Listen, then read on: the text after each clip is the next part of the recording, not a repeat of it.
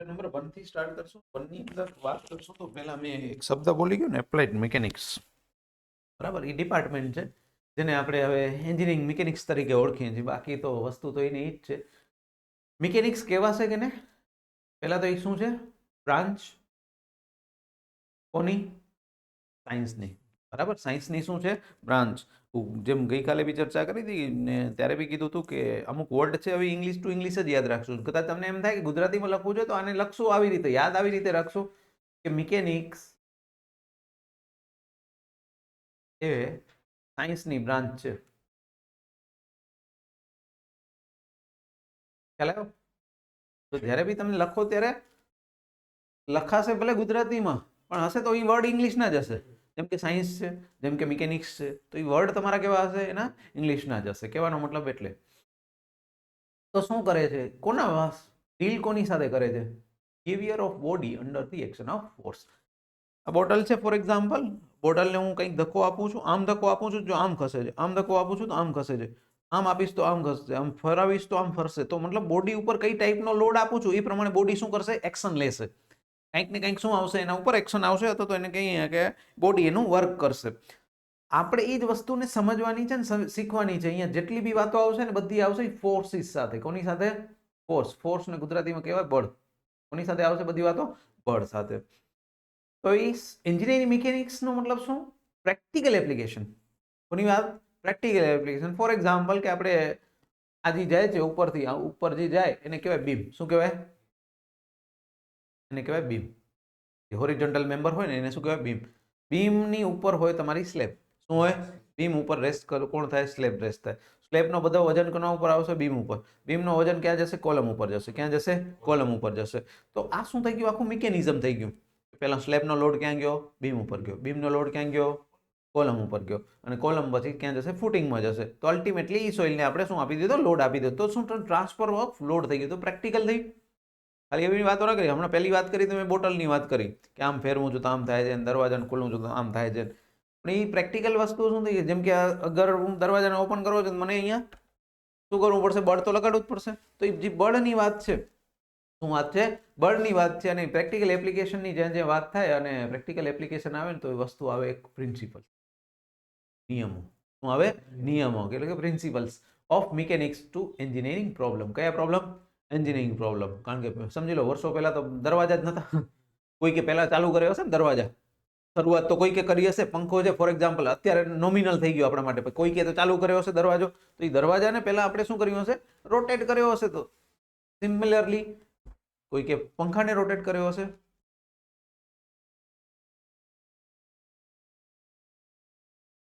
સૌથી પહેલા આપણે એની વાત કરી લઈ. શું છે એન્જિનિયરિંગ મિકેનિક્સ? એના પાર્ટની અંદર વાત કરી. Rigid body. રિજિડ બોડી કોને કહેશું? લેટ સપોઝ હા કડક છે, પથ્થર છે સમજી લો, તો એ તમારો શું થઈ ગયો? રિજિડ બોડી થઈ ગયો, કે જેમાં ડિફોર્મેશન કરવું થોડુંક મુશ્કેલ છે. ડિફોર્મેશન એટલે કે એને તોડવું, એને ડિસ્પ્લેસ કરવું એ થોડુંક તમારા માટે કેવું છે? મુશ્કેલ છે. બીજું આવે લિક્વિડ. લિક્વિડ કયો, ફ્લુઇડ કયો, વોટેવર કયો, તો એ કેવું છે? આરામથી તમે એને એક જગ્યાએથી બીજી જગ્યાએ ટ્રાન્સફર થઈ શકશો. મતલબ ઇઝીલી તમે એને શું કરી શકશો? કરી શકો. હવે આપણે છે ને દરેક સેમિસ્ટરની અંદર મેં એકચ્યુઅલી તમે આવ્યા એના પહેલા એ જ ચર્ચા કરી હતી કે ડિપાર્ટમેન્ટ એન્જિનિયરિંગ મિકેનિક્સ છે, એપ્લાઇડ મિકેનિક્સ પણ એને કહીએ છીએ. દરેક સેમિસ્ટરની અંદર આના માટે શું આવશે? એક સબ્જેક્ટ આવશે. શું આવશે? એક સબ્જેક્ટ આવશે. અત્યારે મોટા ભાગે જે વાત કરશું ને એ કોના રિલેટેડ કરશું?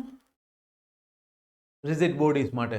ધીમે ધીમે આગળ જઈને ને મતલબ કે નેક્સ્ટ જે સેમિસ્ટર છે તમારું, મતલબ કે થર્ડ સેમિસ્ટરની અંદર જે ચર્ચા આવશે એ કોની આવશે? Mechanics of deformable. ડિફોર્મેબલ મતલબ કે જે બેન્ડ થઈ શકે. શું થઈ શકે? બેન્ડ થઈ શકે. ડિસ્પ્લેસનો વાત નથી કરતો. શું થઈ શકે? બેન્ડ. બેન્ડનો મતલબ શું થયો? પોતાની પોઝિશનમાં જ હશે, ખાલી અને ખાલી નોમિનલ એનામાં શું આવી હશે? અસર આવી હશે. જેમ કે મેં અત્યારે થોડી વાર પહેલા બીમનું એક્ઝામ્પલ દીધું કે બીમને જનરલી આવી રીતે ડિસ્પ્લે કરાય અથવા તો બતાવાય. તો સપોઝ અહીંયા હું કોઈ લોડ આપીશ તો જસ્ટ ઇમેજિન કરશો તો ખ્યાલ આવશે કે જનરલી આ ટાઈપનો એ શું થશે? બેન્ડ થશે. ના સમજાય?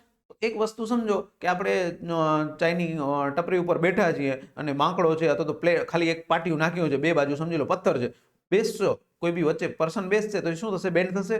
તો એ શું થયો? ડિફોર્મેબલ. થોડો ઘણો ડિફોર્મેબલ, પૂરો નહીં હો. લિક્વિડ તો કેવું હશે, મોશનમાં આવી જશે સીધું એને આમ ફેંકશો એટલે એ તો મોશનમાં આવશે. આ મોશનમાં નહીં આવે કાંઈ, ખાલી થોડોક શું થશે, સ્લાઇડ એનામાં ફેરફાર આવશે. શું આવશે? ફેરફાર આવશે. તો એ સેમિસ્ટર તમારા 3 ની અંદર આવશે. સેમ વસ્તુ તમને ફ્લુઇડની અંદર આવશે. એને સબ્જેક્ટ બોલશું આપણે, કારણ કે આપણે વોટર સાથે રિલેટેડ હશે એટલે એને હાઇડ્રોલિક્સ કહેશું. શું કહેશું? હાઇડ્રોલિક્સ. એ પણ આવશે તમારા સેમિસ્ટર નંબર 3 ની અંદર. તો કહેવાનો મતલબ આપણે આવું બધું કંઈ યાદ નથી રાખવાનું, ખાલી આપણે સમજવા માટે કે એન્જિનિયરિંગ મિકેનિક્સ શું છે. તો પહેલું પ્રેક્ટિકલ એપ્લિકેશન્સ, કે જેનામાં કોનું ઇન્વોલ્વમેન્ટ હોય? ફોર્સિસનું. શું?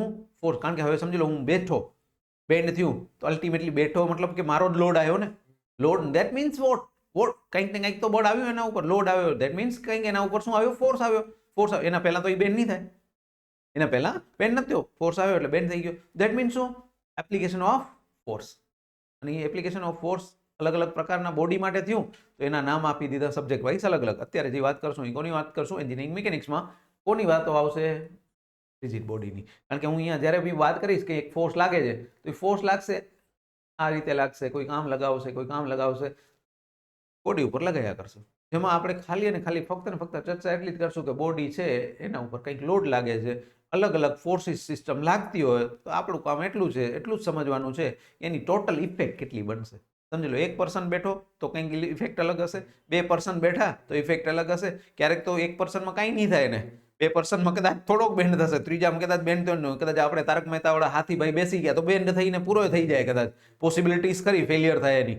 તો દેટ મીન્સ એ આપણા માટે અત્યારે મેઇન વાત નથી. મેઇન વાત છે અત્યારે આપણે આ સબ્જેક્ટના મેટરની, અને એની અંદર 2 વસ્તુ આવશે, એક સ્ટેટિક આવશે અને એક ડાયનેમિક આવશે. સ્ટેટિક મતલબ શું?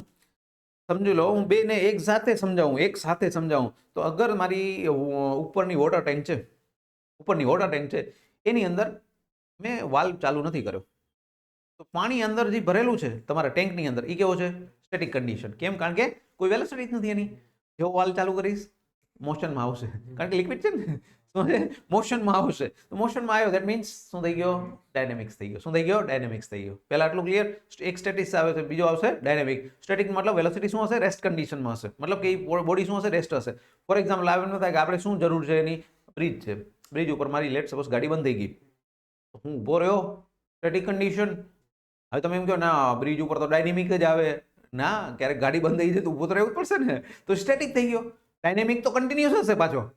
એના ઉપર હું બ્રિજ ઉપર વાત એટલા માટે કરું છું કે જો પહેલા આપણે એ સમજવાની ટ્રાય કરશું આ સબ્જેક્ટ શેના માટે છે ને શું છે, થિયોરિટિકલી શું પૂછશે, પેપર સોલ્યુશન કરશું, એ બધી વસ્તુ દૂરની વાત છે, પછીની વાત છે. આ સબ્જેક્ટને હવે થોડું મેથ્સ જેવી રીતે નહીં કરી, કેમ? કારણ કે આ નેક્સ્ટ સેમિસ્ટર નડશે નહીં તો પાછું. મેં કીધું કોન્સ્ટન્ટ છે. સેમ 3rd સેમ સુધીની વાત આનામાં કરી દીધી છે. 4th સેમમાં શું હશે એ કહી દઉં. 4th સેમમાં સોઇલ હશે. શું હશે? સોઇલ હશે. સોઇલનું અંદર શું થાય? સોઇલની અંદર 2 પ્રોપર્ટી તો બાય ડિફોલ્ટ બધાને દેખાય. એક હોય તમારું સોલિડ પાર્ટ, કહેવાય ને જે મેઇન કણો છે, એ એક સોલિડ પાર્ટિકલ હશે. બીજું એની અંદર જો વરસાદ આવ્યો હશે તો શું હશે? વોટર બી તો હશે. ત્રીજું વોટર નહીં હોય ત્યારે ડ્રાય હશે. ડ્રાય હશે મતલબ એર હશે અંદર.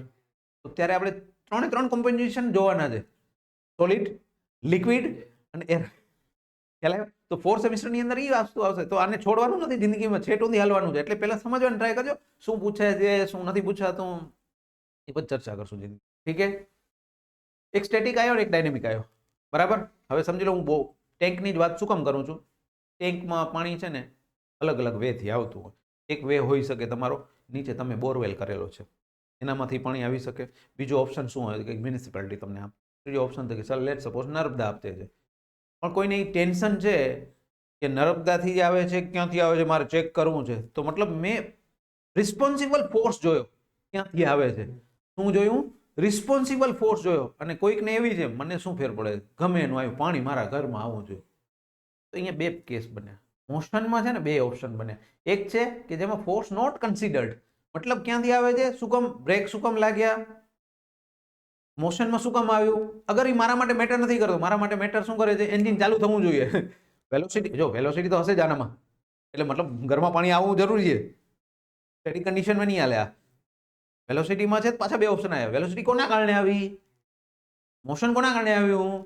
તો એ મોશન અગર કોના કારણે આવ્યું છે અગર ચર્ચા કરું છું, ફોર્સ ઇઝ કન્સિડર, તેને શું કહેશું?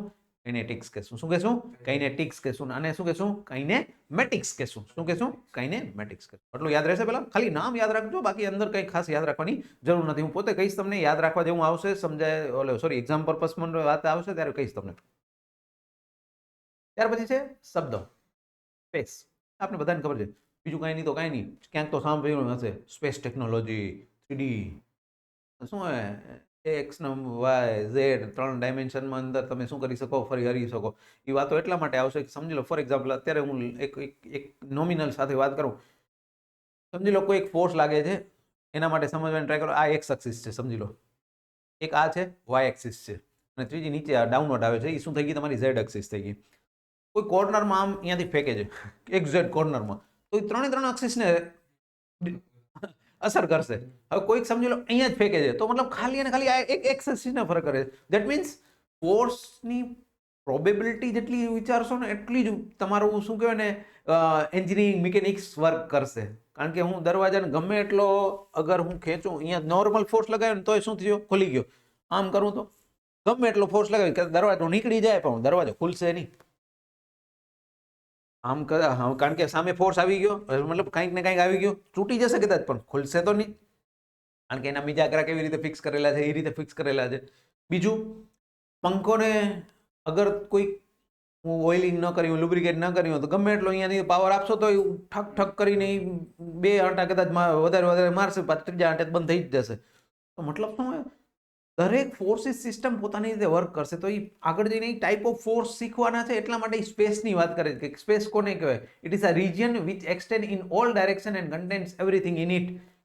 આ રૂમ છે, હું ખરે ને તમારા ટાઈમે જ મને આઈ ડોન્ટ થિંક કે મને ખબર નથી કે કેવી રીતે કરતા હતા, કેવી રીતે રમાડતા અને શું કરતા મને ખબર નહીં. અમારા ટાઈમે એવી ગેમ રમાડતા, એ ફિક્સ હતો અમારો કે દર વેનસડે આ કરવાનું.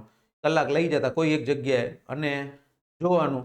પહેલાં 30 મિનિટ આપે તમને, જેટલું ઓબ્ઝર્વ કરવું એટલું કરવાનું. પછી 10-15 મિનિટની એક્ઝામ લે. તમે જે દેખાણું હોય, તમે જે સમજ્યા હોય લખવાનું. દેટ મીન્સ શું? જે તમને લોજિકલી દેખાય છે, જે સમજાય છે, જે રિજિયનની અંદર. હવે તમને આ રૂમમાં લઈ ગયા, ઓલાને બાજુના રૂમમાં લઈ આવ્યા છો, તો એને એ દેખાણું હશે, તમને તમારું દેખાણું હશે. 3 નંબર કોઈક લઈ ગયો હશે એને એ દેખાણું હશે. તો શું થયું? પર્ટિક્યુલર રિજિયન માટે શું હશે? પર્ટિક્યુલર રિજિયન માટે. આઉટસાઇડ શું છે મને મેટર નથી કરતું. તો એ શું થઈ ગયું? એક સ્પેસ થઈ ગયું. જેમ કે આપણે ગુજરાતીમાં સૂરજ, ચાંદા, તારા ને જે કહેતા હોઈએ કન્ટિન્યુઅસલી આપણે વિચારીએ છીએ કે આ મોશન કરે છે ને હું મોશન કરે છે. બધા પોતપોતાની રીતે સાચા જોઈએ છે, બરાબર. છેલ્લે કાંઈ નહીં તો પ્લેન તો જોતા જ હોય. બાકી તો આપણે જેમ ઊભા છીએ એ ખુદ ફરે જ છે. આપણે ખબર નથી પડતી, એ વસ્તુ અલગ છે. બાકી તો ખુદ એ બી છે. બીજું ટાઈમ છે, કારણ કે ટાઈમથી તો મેઇન વાત થઈ. આગળ મોશનની વાતો આવી તો એટલે ટાઈમ તો આવવાનું જ છે. માસ એટલે શું? એક મેટર છે. ડેન્સિટી અગર હું પોતાના હ્યુમન બોડીની કહું તો ઓલમોસ્ટ સિમિલર ટાઈપની છે. એટલે વોલ્યુમ જેવું વધે, વોલ્યુમ એટલે સાઇઝ વધે તો વજન વધે. અમુકમાં એવું હોય છે બોડી, અમુકની એવી હોય છે કે જેમાં વજન વધતો હોય પણ દેખાય નહીં બહારથી. અમુક હોય છે એવા. પણ ઇન જનરલ કહેશું 100માંથી 90 જણા તો બધાની ડેન્સિટી કેવી હશે? સરખી હશે. પણ હું હ્યુમન બોડીની વાત કરું છું તો ડેન્સિટી સરખી છે. પણ આપણે તો કોની વાતો કરવાની છે? બ્રિજની, રોડની, ઘરની. ત્યાં શું આવશે? ડેન્સિટી પણ શું થશે? વેરી થશે, ચેન્જ થશે. તો આપણા માટે તો ઓર ઇમ્પોર્ટન્ટ બની ગયું કે વેઇટ ઇમ્પોર્ટન્ટ બની જશે. સાથે સાથે વેઇટ અને માસમાં ડિફરન્સ એક જ છે, ગ્રેવિટી. ગ્રેવિટી કોન્સ્ટન્ટ છે, મતલબ મારા માટે વેઇટ માટે શું જરૂરી છે? મેટર. મેટર દેટ મીન્સ માસ. શું જોઈશે? માસ જોઈશે. ફ્લેક્સિબલ બોડી કેને કહેવાય? કે જે પોતાના ઓરિજિનલ શેપમાં પાછા રિફોર્મ થઈ શકે. શું થઈ શકે? એને શું કહેશું? ફ્લેક્સિબલ બોડી કહેશું. કે જે ડિફોર્મ અને પાછા પોતાના ઓરિજિનલ સ્ટેટમાં આવે. આ તો આપણે આગળ બી ચર્ચા કરી હતી, એટલે ખાસ ચર્ચા નથી કરતો એની. સ્કેલરનો મતલબ શું થાય? કે જેમાં ફક્ત અને ફક્ત તમને ડાયમેન્શનની વેલ્યુ જરૂર છે, ડાયરેક્શનની જરૂર નથી. ડાયમેન્શન મતલબ એક વેલ્યુ જરૂર છે. તમને શું જરૂર છે? વેલ્યુ. તમને કઈ ડાયરેક્શનમાં જાય છે એ મેટર નથી કરતું. પણ જો ફોર્સ છે ને, તો ફોર્સમાં હંમેશા ડાયરેક્શન જોઈએ. કે મેં કીધું ને, અહીંયા લાગે છે તો આને અસર કરી, અહીંયા લાગી તો ત્યાં અસર કરી. મતલબ કે એની વેક્ટર ક્વોન્ટિટી કહેશું. ફોર્સને શું કહેશું? વેક્ટર ક્વોન્ટિટી કહેશું. અગર ખાલી અને ખાલી ફોર્સ સિંગલ ડાયરેક્શનમાં છે તો તમે એમને કદાચ કહી શકો કે તમે એને સ્કેલર તરીકે લઈ શકો. પણ મલ્ટિપલ ડાયરેક્શન છે, તમને શું કરવું પડશે? એને વેક્ટર તરીકે ડિફાઇન કરવું પડશે. અને ફોર્સ ધીમે ધીમે હવે આપણે જતા જઈએ. ફોર્સને આપણે પહેલાં તો યાદ રાખશું ન્યૂટનની અંદર. શેનામાં યાદ કરશું? કારણ કે એ તો હવે નાનપણથી શીખ્યા છે કે ન્યૂટન ભાઈએ આપેલો છે. આપણે ધ્યાનમાં રાખવાનું છે કિલો ન્યૂટન 10⁻³ કે એનો મતલબ જ કિલો ન્યૂટનમાં કે જે છે એ 10⁻³ રિપ્રેઝેન્ટ કરે. ત્યાર પછી મેગા કહેવાય એને અને ગીગા કહેવાય. મેગા 10⁻⁶, ગીગા આવશે 10⁻⁹. અહીંયા સુધી ખાસ જરૂર નહીં જવું પડે, પણ આ આવશે નેક્સ્ટ સેમિસ્ટરની અંદર ખાસ. થર્ડ સેમમાં આવશે 10⁻⁶ની વાતો, એટલા માટે અત્યારે મેં લખીને દીધી છે. હવે મેં વાત કરીને કે હું ક્વેશ્ચન પૂછાશે શું એ કહીશ. પૂછાય છે યા કે ફોર્સની કેરેક્ટરિસ્ટિક શું છે, કઈ રીતે એની વાત કરવી. એક તો મેગ્નિટ્યુડ. ફોર એક્ઝામ્પલ, મેગ્નિટ્યુડનો મતલબ શું? કોઈ લગાવે છે એના ઉપર 10 ન્યૂટન, કોઈ લગાવે છે 20 ન્યૂટન, કોઈ લગાવે છે 30 ન્યૂટન. તો વેલ્યુ કેટલી છે? જેટલી વધશે એટલી અસર બી તો વધારે આવશે. આ સપોઝ ટેબલને ખસકાવી છે અને હું ખાલી આટલો હાથ અડાડું તો એ તો નથી જ ખસવાની, છે ને? તો એ શું થયું? એની વેલ્યુ એટલે કે મેગ્નિટ્યુડ. બીજું એની ડાયરેક્શન. શું? ડાયરેક્શન. હવે ડાયરેક્શનનો મતલબ શું થયો? સપોઝ કે મને આમ ખસાડવી છે તો મને શું કરવું પડશે? અહીંયાથી ત્યાં તો ધક્કો આપું, ત્યાં તો ત્યાંથી ખેંચું. બોથ આર સેમ, બટ મારી ડાયરેક્શન તો આવવી જોઈએ ને. પણ સપોઝ મને આ બાજુ લઈ આવવાની છે ને હું ગમે એટલો ઓ બાજુ ધક્કો આપું તો કાંઈ થશે? અથવા તો ફોર એક્ઝામ્પલ કે મને એને ખસેડવાની છે ને હું ધક્કો આમ જ આપ્યા કરું, દિવાલ આવશે, બીજું કાંઈ નહીં આવે મારા હાથમાં, હે ને? તો મતલબ શું થઈ ગયું? ડાયરેક્શન. ડાયરેક્શન મતલબ કે કઈ જગ્યાએ અથવા તો કઈ રીતે તમને ખસેડવાનું છે. લેટ સપોઝ આ બોડી છે, તમે અહીંયાથી ધક્કો આપો છો તો એ ડિસ્પ્લેસ થશે કઈ રીતે? આ બાજુ થશે.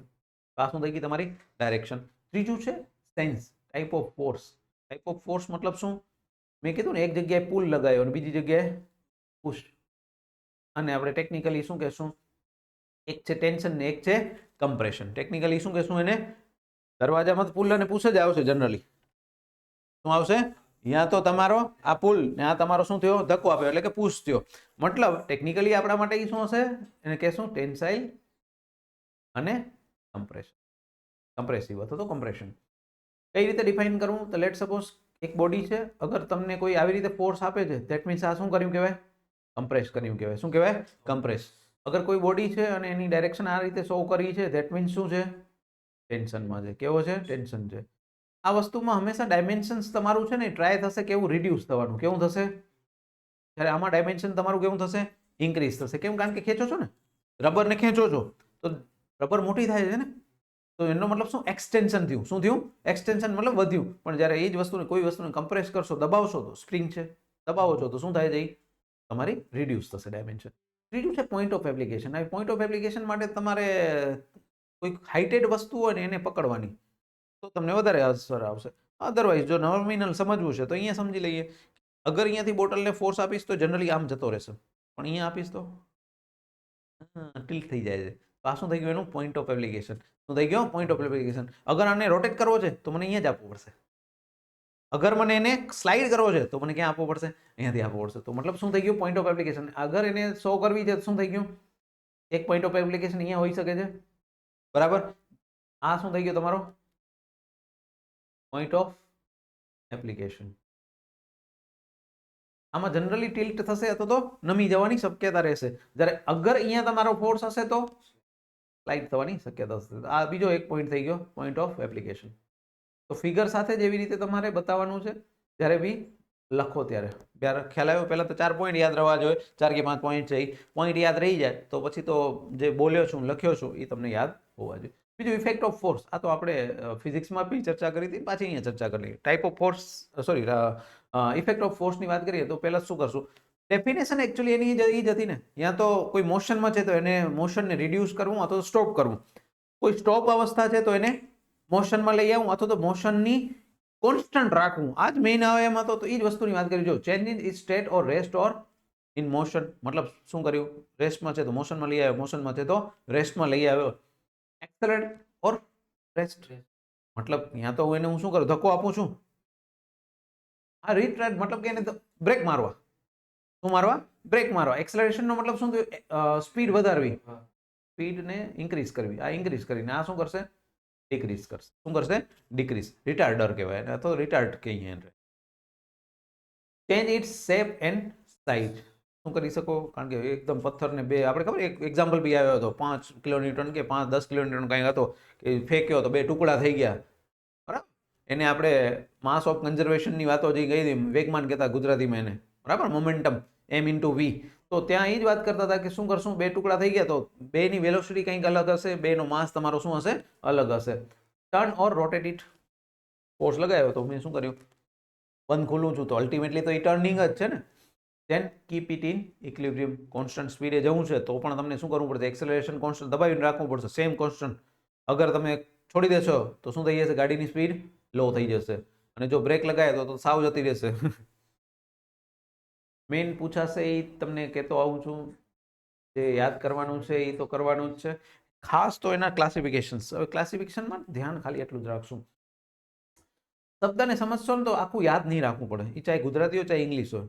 કોલિનિયર મતલબ શું, એક લાઈનમાં. શું, એક લાઈનમાં એટલે એનો મતલબ શું થયો કે અગર હું કોઈ રેલવેના પટ્ટા ઉપર જાઉં છું તો ટ્રેનના જેટલી બી ઓલા વેગન જેટલા બી છે એ બધા એક જ લાઈનમાં હશે. તમે એમ કહી શકશો બીજી અલગ અલગ લાઈનમાં જાય, એક આમ જાય ને એક આમ જાય? કોઈ દિવસ નહીં કહી શકો. કેમ નહીં કહી શકો? જેથી ઈ ગયા તેથી આપણે બસશું નહીં. કારણ કે રોજ રેલવે બેલેન્સ નહીં રહે તો પતી ગઈ વાત. તો એનો મતલબ શું, એમાં ફોર્સ બધા કેવા હશે, સેમ લાઈનમાં હશે. બીજો એક કોઈ એનો એક્ઝામ્પલ કે કોલિનિયર ટાઈપનો કોઈ તમારા દિમાગમાં છે? દુનિયામાં ઘણા છે. એક તો એ રેલવેનું એક્ઝામ્પલ આપ્યું, નોર્મલ જિંદગીમાં તમારી પાસે છે એવા ઘણા એક્ઝામ્પલ.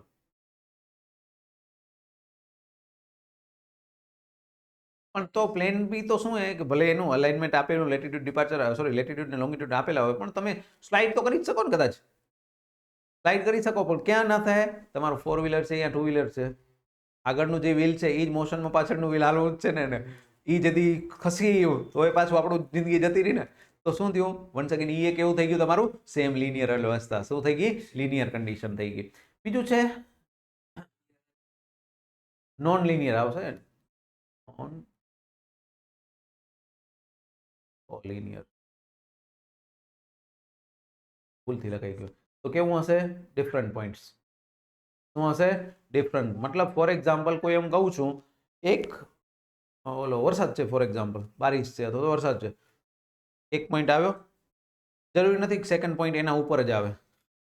મતલબ બીજું બૂંદ જે કહીને હું પાર્ટિકલ ઓફ બૂંદ કહી દઉં તો એ જરૂરી નથી કે એના ઉપર જ આવે. તો એ સમાવ, હા ડાયરેક્શન સેમ હશે પાછી, લાઈક કહી શકો એને, લાઈક એટલે એના જેવી જ ડાયરેક્શન હશે, ડાયરેક્શન સેમ હશે, પણ જરૂરી નથી કે એ જ પોઈન્ટ ઉપર પડે, એ જરૂર નથી. આપણે ઘણી વાર કહેતા હોય ભાદરવાનો વરસાદ હોય, એક ભેંસ ઉપર હોય બીજા ભેંસ ઉપર ન હોય, તો દેટ મીન્સ વોટ, એ જગ્યાએ છે બીજી જગ્યાએ કદાચ બાજુમાં નથી, તો એ લાઈનમાં નથી, એનો મતલબ જરૂરી નથી. બીજું છે પ્લેન, આના ઉપર શબ્દ નોન કોપ્લેનર અને કોપ્લાનર, એ બે વસ્તુ ઉપર કોપ્લાનર, જો શબ્દને બોલું છું ત્યારે ધ્યાન રાખશું, ત્યારે વસ્તુને પકડશું. પ્લેનને આગળ જો સ્પેસની વાત કરીને ત્યારે એક શબ્દ આવ્યો હતો કે ડાયરેક્શન સાથે સાથે એની એક્સ વાય ઝેડ કેમ કહેતો હતો, તો સમજી લો આ એક છે ને બોર્ડમાં, સોરી આ બાજુ જે લગાવ્યું છે તો એ એક પ્લેન થઈ ગયું મારું, આ બાજુ છે એ મારું સેકન્ડ પ્લેન થઈ ગયું, આ બાજુ છે એ મારું થર્ડ પ્લેન થઈ ગયું. સપોઝ કોઈ ટ્રક વાળો આવ્યો ને ટ્રક વાળાને શું થઈ ગઈ, ઈચ્છા થઈ ગઈ કે અહીંયા ગાલી દીધી, તો મતલબ શું થઈ ગયું, એ કયા પ્લેનમાં આવશે, આ પ્લેનમાં આવશે. આ પ્લેન, હા એના કારણે અસર થશે કારણ કે એ એકબીજા સાથે ટાઈઅપમાં છે, સપોર્ટિંગ સિસ્ટમમાં છે, પણ મેઇન ડેમેજ ક્યાં થશે, આ બાજુમાં થશે. ધેટ મીન્સ શું થયું, તો એ શું થઈ ગયું, લોડ આવ્યો એ પર્ટિક્યુલર એ સ્પેસ અથવા પર્ટિક્યુલર એ પ્લેનમાં આવ્યો. કયા પ્લેનમાં આવ્યો, એ પ્લેનમાં આવ્યો. તો અગર બધા ફોર્સિસ એક જ પ્લેનમાં લાગતા હોય તો એને શું કહેશું, કોપ્લાનર. હવે એના માટે એક્ઝામ્પલ ઉત્તરાયણ ગઈ હમણાં, બધાની લગભગ, હવે કોઈક હોય એવો તો ઠીક હોત, બાકી બધાની ડાયરેક્શન પતંગ ઉડાડવાની કેવી હશે, એક જ હશે. હવે કોઈક હોય કદાચ ઉદો ચાલવા ટ્રાય કરતો હોય ને એવું કહેવાય ને કાવો હરખો ના રહેતો હોય તો કદાચ આડું આડું જતું હોય તો વસ્તુ અલગ, બાકી 99.99% શું હશે, સેમ ડાયરેક્શન હશે. ધેટ મીન્સ શું થયું, છે ને યાદ રહી જાય એવા છે, એવા નથી કે ટિપિકલ જે ફોર્સિસ દેખાતા નથી એની હું વાત કરવા જઈશ અત્યારે તો તમને નહીં સમજાય, પણ જે તમને રિયલ લાઈફમાં દેખાય છે એ યાદ કરશો તો તમને સમજાઈ જશે. અચ્છા, કોલિનિયરનું હજી એક એક્ઝામ્પલ કહું, કોલિનિયરનું. સાંજના સમયે 6 થી 7 ની આજુબાજુમાં સન તમારો નીચે જતો હોય ત્યારે તમે જોશો ત્યારે જે પક્ષીઓની અવસ્થા હશે, ઉડતા હશે, ઓલમોસ્ટ સેમ લાઈનમાં નીકળશે, ઓલમોસ્ટ સેમ લાઈનમાં તમારો શું થશે, નીકળવાની ટ્રાય કરશે. હા પછી ઘેટા બકરાની એને કેલ્ક્યુલેશનમાં ના લેતા વળી પાછા, હું પક્ષીની વાત કરું છું, હું તો પછી ક્યાંક આમ ગયો ને આમ ગયો તો એ વળી કોલ ના દો. તમે જોશો ને સેમ લાઈનમાં નીકળશે, મોસ્ટ ઓફ પ્રોબેબિલિટી શું હશે, સેમ લાઈનમાં નીકળશે. તો દેટ મીન્સ શું થયું, એ પણ તમારો કોલિનિયર થયું. શું થયું, કોલિનિયર થઈ ગયું. તો યાદ રાખવું સરળ છે, સમજાવવું બી સરળ છે. પહેલા એકવાર સમજી લીધું તો કામ થઈ જશે. બીજું આવે એક કોપ્લેનર કીધું, નોન કોપ્લેનર કીધું. નોન કોપ્લેનર નો મતલબ શું થયો કે એક પ્લેનમાં નથી. ફોર એક્ઝામ્પલ કોઈક છે ભાઈ કે એ ખાલી અને ખાલી બોલ અહીંયા પછાડે છે, આ લાઈનમાં પછાડે છે, કોઈક છે આ દિવાલમાં પછાડે છે. ધેટ મીન્સ શું થઈ ગયું, બેની પ્લેન કેવું થઈ ગયું, અલગ થઈ ગયું. હું ટ્રક વાળામાં તો મેં એક્ઝામ્પલ દીધું ત્યારે એવું થયું કે અસર થોડી ઘણી કરશે, પણ આમાં તો જરાય નહીં કરે ને. આને જ તકલીફ લેવાની, હોવું આ ભાઈને જ લેવાની, કોઈ અસર એકબીજા સાથે કોઈ લેવા દેવા જ નથી. એવું કોઈ એક્ઝામ્પલ બીજું રિયલ લાઈફમાં બે અલગ અલગ પ્લેનમાં કામ કરતા હોય એવા?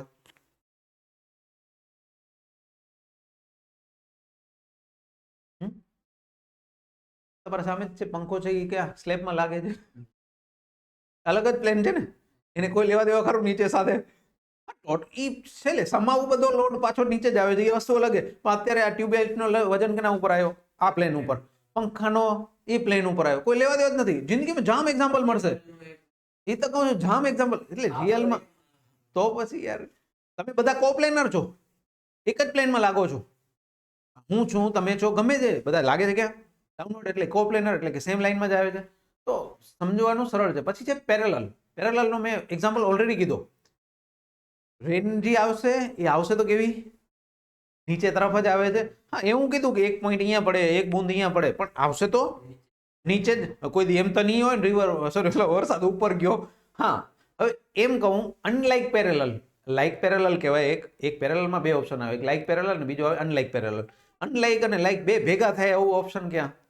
તમે હા ફાઉન્ટેનમાં, ફાઉન્ટેન ન હોય ઘરે અથવા તો આજુબાજુમાં તો કાંઈ નહીં, પાઇપનો છેડો લેવાનો અને એને શું કરવાનો, ઉપર જવા દેવાનો. તો પેલા ગયો ઉપર ઈ લાઈક, નીચે આવ્યો ઈ તમારો અનલાઈક. હે ને?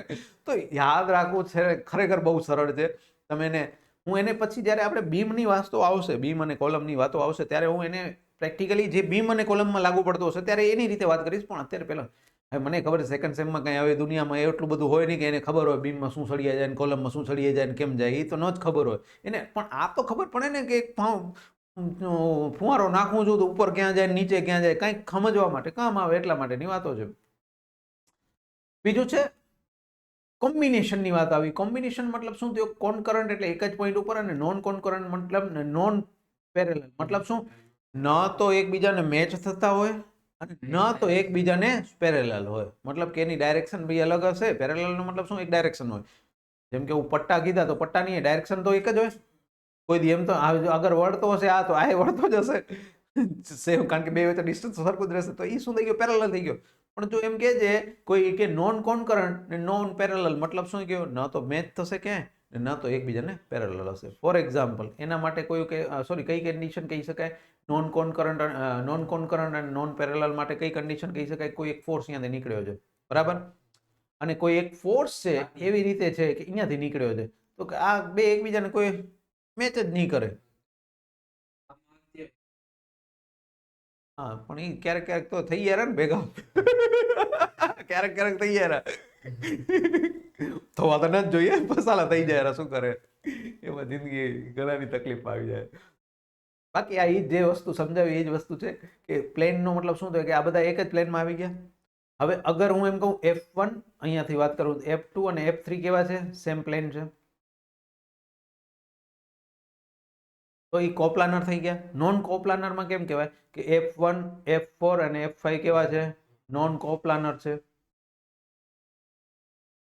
F2 પછી F3 નથી લખતા એટલે પછી એનામાં, કારણ કે એક લખ્યું એટલે ખતમ થઈ ગયું. તમને સામે એક્ઝામમાં તો ખાલી એટલું જ લખવાનું કે એક પ્લેનમાં આવે, ગુજરાતી વાળા તો એક પ્લેનમાં આવે તો બધા કોપ્લાનર કહેવાય, નથી આવતા તો નોન કોપ્લાનર કહેવાય. કારણ કે ખાલી એક ફિગર દોરતે આવડવું જોઈએ. ફિગર તો યાદ કાંઈ એમાં યાદ નથી રાખવાનું કાંઈ મગજ. એટલે જ કહું છું જો સમજશો ને તો યાદ નહીં રાખવું પડે, બાકી તો બધું એમ જ લાગશે. યાદ જ કરવું હોય, યાદ જ કરવું, યાદ જ કરશો તો આખો સબ્જેક્ટ યાદ જ કરવો પડશે. યાદ કરવા જેવો નથી. આ તો વન ટાઈપ ઓફ ફિઝિક્સનો ભાઈ છે પણ ફિઝિક્સ જેવો નથી. એમ એ તો બ્રાન્ચ સાયન્સની જ છે, તો બ્રાન્ચ સાયન્સની જ, પણ એનો નહીં કે મતલબ. બાકી હવે જો મેં વાત કરી એક પેરેલલની વાત કરી તો આ બધા F1 F2 F3 શું છે? પેરેલલ છે. પણ એમ કહું નોન પેરેલલ મતલબ શું થઈ ગયો? F1 ને F4 કેવા છે? નોન પેરેલલ છે. પણ એમ કહી શકાય ને એક જ પોઈન્ટમાંથી નીકળે છે, કોનકરન્ટ કહી શકાય. તો અહીંયા હું લખી દઉં છું F1 અને F4 કેવા છે? Non parallel. પણ સાથે સાથે F1 ને F4 કેવા કહેવાય? કોનકરન્ટ કહેવાય. કારણ કે એક જ પોઈન્ટમાં જ નીકળે છે. ઠીક છે, ડન. નીચે એક્ઝામ્પલ બીજું બી છે, કોનકરન્ટ જ કહેવાશે બધાને, કારણ કે બધા એક જ પોઈન્ટમાંથી નીકળે છે. બારે જાય છે કે અંદર આવે છે એ મતલબ નથી, પણ નીકળે તો ત્યાં જ છે ને. મતલબ કે આ સમજી લો સર્કલ છે, સર્કલમાંથી એક ગાડી ભલે આમ જતી, એક જતી આમ જતી હોય પછી ત્યાંથી, પણ નીકળી તો ત્યાંથી જ ને પહેલા. તો મતલબ શું થઈ ગયો, એ બધા કોનકરન્ટ છે. તો આવી બધી ચર્ચાઓ નથી કરતો હું, મેઇન ફોકસ ઉપર જાઉં છું. થોડુંક ખાલી સમજવાની ટ્રાય કરી. એક મેઇન છે જે એક્ઝામની અંદર 3 થી 4 માર્ક્સ માટે કમ્પલસરીમાં પૂછાતો છે, લો ઓફ પેરેલોગ્રામ ઓફ ફોર્સીસ. તો પહેલા થોડીક એની છે ને વધારે લાગે તો એ વાંધો નહીં, પણ સમજવાનું છે એટલા માટે કહું છું. પહેલા તો આની લિમિટેશન કહી દઈએ. લિમિટેશન હશે ને તો યાદ રહેશે. It is applied to only to force. એટલા માટે બોલું છું કારણ કે છોકરો લખી તો આવે છે, પણ છે ને એ શબ્દ લખતે નથી આવડતો. પછી સેન્ટેન્સ કે લોની, દરેક લોની પોતાની કંઈક સિસ્ટમ હોય. એવું ના હોય કે કઈ બી કુછ બી કંઈ બી લાગે એમ. તો શું હશે, આ લો લાગશે ક્યારે, ફક્ત ને ફક્ત ટુ ફોર્સિસ માટે. ક્યારે લાગશે, only for the two force. એટલે જે જગ્યાએ લખ્યું હશે ત્યાં બધે લખ્યું જશે. જો પહેલા જે છે ને શબ્દ ચાલુ જ ત્યાં થતો હશે. તો લિમિટેશન યાદ હશે તો લખતે યાદ રહેશે. નહીં તો ખાલી તમે એમ લખી આવશો કે ભાઈ આવું થાય તો ખતમ થઈ ગયો, એ નહીં હાલે. તો પેલા ટુ ફોર્સિસ સેન્ટેન્સમાં હોવું જોઈએ, હોવું જોઈએ, હોવું જોઈએ. બીજું, સાયમલ્ટેનિયસલી ઓનલી બોડી, મતલબ કે બોડીની અંદર બે ફોર્સ લાગે છે. લેટ સપોઝ એક બોડી, તો એનો મતલબ શું થઈ ગયો, કોનકરન્ટ છે. શું છે, કોનકરન્ટ છે. મતલબ એક પોઈન્ટમાં નીકળે તો જ એની અસર નક્કી કરીશ ને. હવે એક હું અહીંયાથી સમજી લો કોઈ હાલ્યો ગયો, મને લપડ મારી, પણ અહીંયાથી મારી તો મને કાંઈ અસર થઈ. ઉપરથી જાય તો કાંઈ ના થાય ને ભાઈ. હા, કાંઈ ના થાય. એટલે તો એ પોઈન્ટમાંથી જ નીકળવો જોઈએ ને તો જ અસર થઈ ને. સમજો હું બોટલને મારું છું તો બે વખત ભલે ને તમારી ડાયરેક્શન અલગ અલગ હોય, પણ મારું તો એ જ પોઈન્ટ ઉપર પડે તો જ અસર થાય. બાકી તમે એક કહો એક અહીંયા મારી લીધું ને એક અહીંયા માર્યું, કાંઈ મતલબ નથી. તો એ વસ્તુ ઉપર હવે એને શું કરવાનું છે, ગ્રાફિકલી બતાવવાનું છે. જોજો શું કરવું જોઈએ, ગ્રાફિકલી બતાવવાનું છે. તો કઈ રીતે બતાવશું, સેન્ટેન્સ એઝ ઇટ ઇઝ લખવાનું છે, પણ આપણે એને ગ્રાફિકલી બતાવું છું. કઈ રીતે બતાવું, એક પી લાગ્યો, બીજું નામ આપીશ, આપી દઈશ. એના વચ્ચે એંગલ કોઈ બી હશે, જરૂરી નથી કેટલો હશે, બરાબર, જરૂરી નથી. એ આવું બી હોઈ શકે, ખરેખર આવું બી હોઈ શકે છે. મારા હાથમાં કે છે જ નહીં. હા, આપણે કોઈ બી હશે, કઈ ફરક નથી પડતો. એટલે એંગલ ની જો એમાં ક્યાંય લખ્યું નથી કે એંગલ 90 થી ઓછો હોવો જોઈએ, 90 થી વધારે. એંગલ કોઈ બી હોઈ શકે છે, એંગલ કોઈ બી હોઈ શકે છે. બટ એટલી વસ્તુ છે, એને રિપ્રેઝેન્ટ કરવાનું છે ગ્રાફિકલી. શું કહે છે, it represent by the magnitude and direction. Magnitude and direction નો મતલબ શું થયો, સમજી લો કે ઓલા દોરતા હતા, ગ્રાફ દોરતા હતા ટ્રિગ્નોમેટ્રીમાં.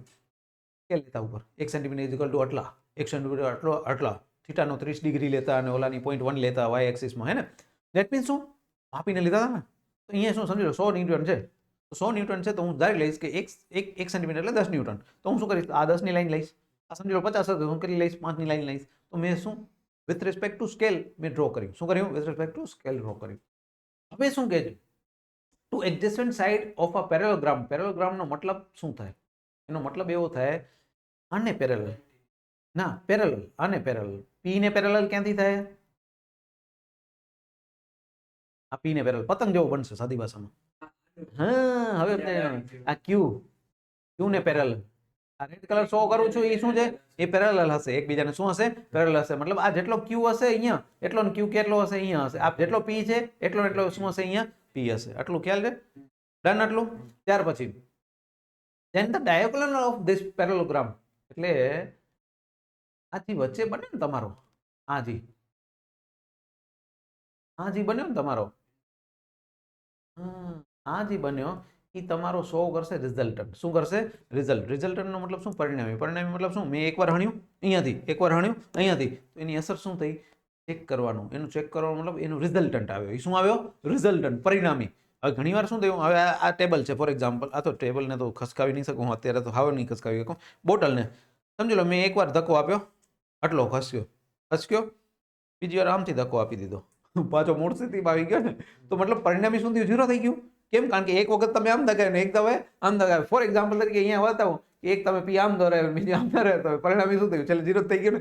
સરખો આપ્યો તો ઊંધી ડાયરેક્શનમાં, મતલબ રિવર્સ ડાયરેક્શનમાં. પણ અગર એમ કહું પી એક લગાવ્યો, બીજો પી જેટલો બીજો લગાવ્યો, તો શું ડબલ થઈ જશે. તો કહેવાનો મતલબ શું થયો, it depends magnitude as well as direction. એટલે જ પહેલી વાતો કરી મેગ્નિટ્યુડ ડાયરેક્શન બંને એવી છે ઇમ્પોર્ટન્ટ છે. એટલે અહીંયા જો શબ્દ લખ્યો ને ત્યારે લખ્યો હતો મેગ્નિટ્યુડ અને ડાયરેક્શન. શું? મેગ્નિટ્યુડ અને ડાયરેક્શન.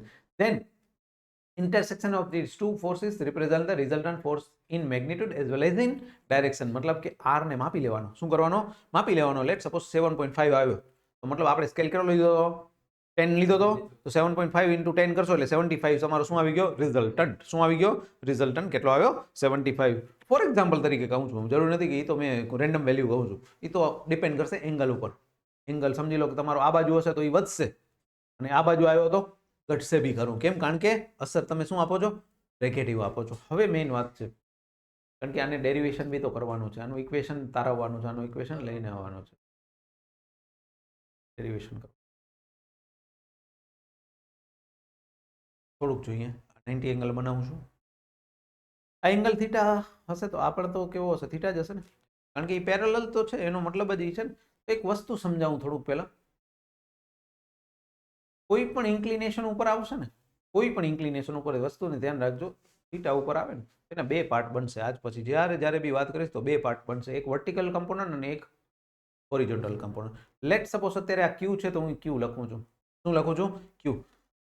આને જેની સાથે એંગલ બનાવે, યાદ રાખજો હું શબ્દ બોલું છું, જે એક્સિસ સાથે એંગલ બનાવે એને આપણે કયો કમ્પોનન્ટ કહેશું? Cos component. કયો કમ્પોનન્ટ? Cos component. અને જે એક્સિસ સાથે તમારો એંગલ નથી બનતો, એંગલ નથી બનતો મતલબ રિમેનિંગ જે સાઈડ છે એ કઈ હશે?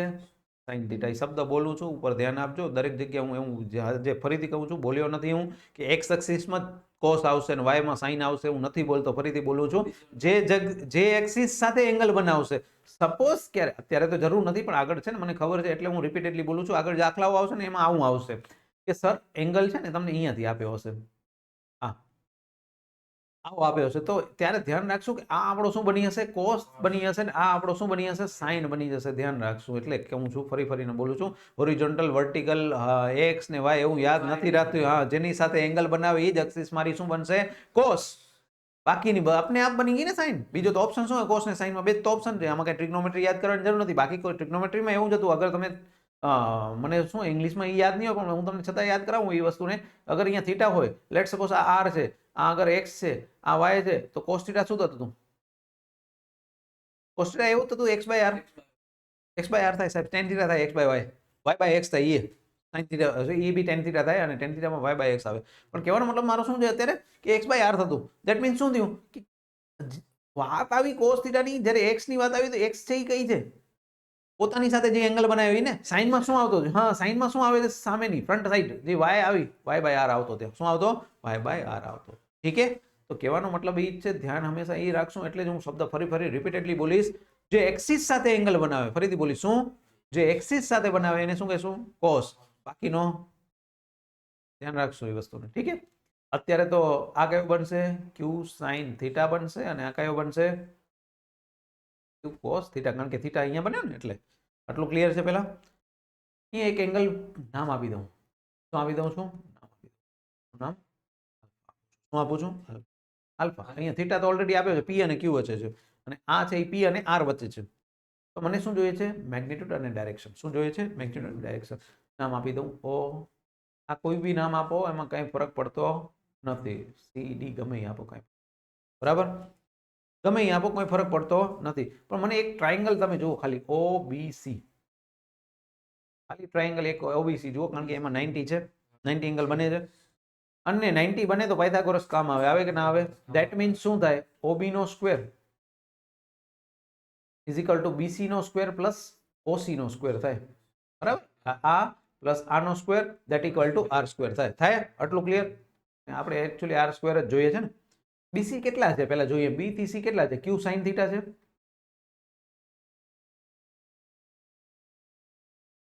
ઓ થી સી માં બે છે ભાઈ, જોજો. ઓ થી સી માં બે છે, એક પી છે અને એક ક્યુ કોસ થીટા છે. હું ડાયરેક્ટ સાથે લખું છું પી પ્લસ ક્યુ કોસ થીટા, અને એનો શું કરવાનો છે મારે? સ્ક્વેર કરવાનો છે. બરાબર? ડાયરેક્ટ લખું છું. અને ઓપન કરીએ તો શું થયા? ક્યુ સાઇન સ્ક્વેર થીટા થાય. ક્યુ સ્ક્વેર પણ થાય, કારણ કે ક્યુ ને પણ સ્ક્વેર આવે અને સાઇન ને પણ સ્ક્વેર આવે. આ કોના જેવું થાય? એ પ્લસ બી જેવું થાય. એ પ્લસ બી નો સ્ક્વેર થયો ને, તો યાદ કરો એ પ્લસ બી નો સ્ક્વેર શું થતો? એ નો સ્ક્વેર પ્લસ બી સ્ક્વેર પ્લસ 2ab થતા હતા. તો સેમ વસ્તુને ફોર્મ્યુલેટ કરીએ તો p નો સ્ક્વેર થશે, પછી q નો square cos square theta plus શું થાય 2 ની સાથે p q cos થીટા થાય. બે વસ્તુમાં કંઈક કોમન છે સર. શું છે? કંઈક કોમન છે. એક અહીંયા અને છે ને કોમન. બે જે કોમન છે એ વસ્તુને લઈ લઈએ. q સ્ક્વેર અલગ લખ્યા, sin square theta plus cos square theta. Yes, એ આગળ જઈને શું થઈ જશે? વધ્યા છે એને લખી દઈએ પેલા p square plus 2pq cos theta. આટલું ક્લિયર છે પેલા? આમાં કોઈ ખાસ તકલીફ ના હોવી જોઈએ. હવે શું વધ્યું આ? કારણ કે આ તો અમે બાય ડિફોલ્ટ 1 થાય. શું થાય? 1 થાય. વધ્યું શું? q square plus p square plus 2pq cos. અને થોડુંક આપણે આપણી રીતે સરળતા રહે એ રીતે હંમેશા યાદ રાખશું p નો સ્ક્વેર q નો square plus 2pq cos theta. તો આ તમારો શું થઈ ગયો? r square. અને r જો ફાઇન્ડ કરવો છે તો શું કરશું? Square root of p square plus q square plus 2pq cos theta. આટલું રાખવાનું. બરાબર? તો બેસ્ટ છે કે આ યાદ રાખીએ જેથી કરીને સ્ક્વેર રૂટ. પણ એટલું ધ્યાન રાખશું કે એ વસ્તુ ઉપર ફોકસ હંમેશા કરશું કે પછી સ્ક્વેર રૂટ કાઢવાનું ભૂલાય નહીં. કારણ કે નહીં તો પછી હા યાદ રાખવા માટે બેસ્ટ ઓપ્શન આ છે કે દર વખતે યાદ ન કરવું પડે સ્ક્વેર રૂટ, પણ પછી એ કાઢવું જરૂરી છે. પાછું કાઢવું જરૂરી છે. હવે છેલ્લો એક વાત કરી લઈએ. આ તો મળી એની મેગ્નિટ્યુડ. આ શું મળ્યું? મેગ્નિટ્યુડ મળ્યું. મને બીજું શું જોઈએ છે? ડાયરેક્શન જોઈએ છે ને. ડાયરેક્શન હંમેશા શું હોય? એંગલ હોય. શું હોય? એંગલ હોય. એ જ ટ્રાયંગલ લઉં છું. એ જ ટ્રાયંગલ જોજો, એ જ ટ્રાયંગલ, બીજો કોઈ નથી લેતો. OBC ટ્રાયંગલ લઉં છું. એમાં મને જોઈએ છે આલ્ફા. શું જોઈએ છે? આલ્ફા. તો હું tan આલ્ફા લઉં છું. જોજો શું લઉં છું? tan alpha. OBC ની અંદર શું લઉં છું? tan alpha. tan alpha. Alpha હવે મને એના માટે માફ કરજો કે મને ઇંગ્લિશ નથી આવડતું, પણ ગુજરાતીમાં એટલું કહેવાય કે આ સામેની બાજુ અને આ હવે પાછળની બાજુ એડજેસન્ટ સાઈડ ને અને શું કહેવાય? ઓપોઝિટ. હા બસ, હા બસ, હા ઓપોઝિટ. ઓપોઝિટ શું છે? મારો BC અને આ શું છે? O થી C. BC અને O થી C. આટલું ક્લિયર છે? BC શું છે? Q sin થીટા છે અને આ શું છે આપણું? P plus Q cos theta. તો યાદ રહી જાય એવું છે. અગર જો ડાયાગ્રામ સાચો ને એટલે મેં ડ્રો કરીને બતાવ્યો છે. સમજણનું છે કામ. હવે જેટલા બી સબ્જેક્ટ આવશે એમાં સમજણ વધારે મહત્વ હશે. એટલે જ કહું છું કાલે જો ઇન્વર્સ કર્યો એમાં કાંઈ ઓમ કાંઈ નતું હતું.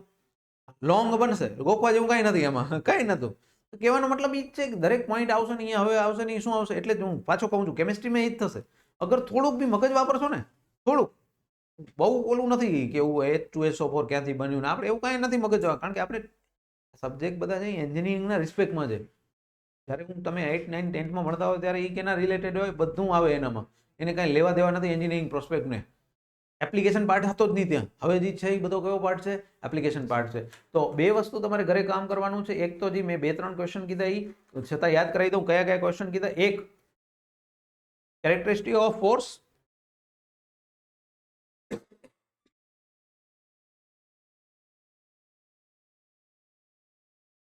અને બીજો ટાઈપ ઓફ ફોર્સ અથવા ટાઈપ ઓફ ફોર્સ સિસ્ટમ. બરાબર? અને આ છેલ્લો જે નિયમ કીધો એ પેરેલોગ્રામ વાળો. બરાબર? અને એના ઇક્વેશન્સ એટલે કે ડેરિવેશન સાથે. એટલું તમારે કરીને આવવાનું છે જેથી કરીને મંડેની અંદર હું જે વાત કરીશ ત્યારે આ છે ને એક્ઝામ્પલ્સ બધા જે આવશે એના બેઝ ઉપર જ થશે. એના બેઝ ઉપર જ કામ થશે. એ તો એ જ હશે. આપણે 2 દિન ખતમ થઈ જાય, ટેન્શન નહીં. બરાબર? મેઇન વસ્તુ છે કે જેટલું છે એટલું આવડવું જોઈએ.